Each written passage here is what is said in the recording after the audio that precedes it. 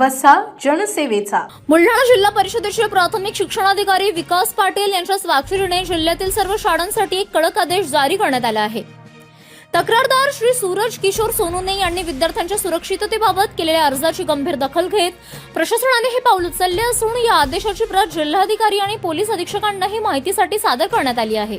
या नवीन नियमानुसार आता शालेय वाहनांमधून प्रवास करणाऱ्या विद्यार्थिनींच्या सुरक्षेला सर्वोच्च प्राधान्य देत प्रत्येक वाहनात एक महिला कर्मचारी नियुक्त करणे बंधनकारक करण्यात आले असून वाहनावरील चालक आणि इतर कर्मचाऱ्यांचे चारित्र्य प्रमाणपत्र व वैद्यकीय प्रमाणपत्र तपासण्याची संपूर्ण जबाबदारी शाळा प्रशासनावर सोपवण्यात आली आहे.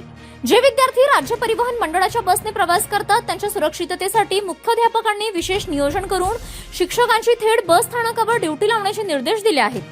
तसेच सर्व शाळांना आपल्या स्तरावर स्कूल बसची अधिकृत नोंदणी, योग्यता प्रमाणपत्र, विमा आणि वाहनातील इतर सुरक्षा सुविधा अद्ययावत असल्याची खात्री करावी लागणार आहे. विद्यार्थ्यांच्या सुरक्षिततेत कोणताही अडथळा येऊ नये म्हणून शाळेच्या मुख्य प्रवेशद्वारापासून 100 मीटरच्या परिसरात आरटीओ परवाना नसलेल्या कोणत्याही खासगी वाहनांना ऑटो किंवा टॅक्सीला उभे राहण्यास सक्त मनाई करण्यात आली आहे. या आदेशातील सर्वात महत्त्वाची आणि कडक तरतूद म्हणजे जर कोणत्याही शालेय वाहनात क्षमतेपेक्षा जास्त विद्यार्थ्यांची वाहतूक केली गेली किंवा भविष्यात विद्यार्थ्यांच्या प्रवासादरम्यान कोणताही अनुचित प्रकार अथवा अपघात घडला तर त्याची सर्वस्व आणि कायदेशीर जबाबदारी ही संबंधित शाळेच्या मुख्याध्यापकांची राहील असा सज्जड दम प्रशासनाने दिला आहे. या कडक नियमांमुळे आता जिल्ह्यातील शाळा प्रशासनाला विद्यार्थ्यांच्या सुरक्षित प्रवासाबाबत अधिक सतर्क आणि जबाबदार राहावे लागणार आहे, यात काही शंका नाही. शाळेत येणाऱ्या प्रत्येक विद्यार्थ्याची सुरक्षा ही महत्त्वाची आहे. या संदर्भात जिल्हा परिषद बुलढाणा आम्ही सर्व खाजगी शाळा जिल्हा परिषदेच्या शाळांना याबाबतच अवगत केलेलं आहे की शाळेत येणारा प्रत्येक मुलगा मुलगी सुरक्षित असले पाहिजेत. त्यांना काही अडचण असेल, त्यांनी काही तक्रार पेटीत त्यांच्या तक्रारी दिल्या असतील तर त्या तक्रारींचं योग्य निरसन मुख्याध्यापकाने केलं पाहिजे. त्या तक्रारी समितीच्या लक्षात आणून दिल्या पाहिजेत.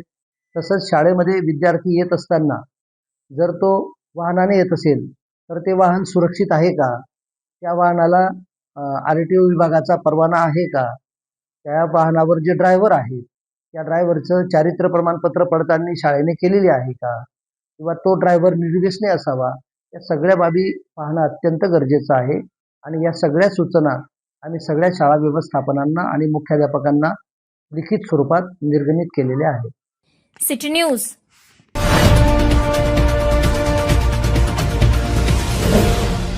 सिटी न्यूज वसा जनसेवेचा.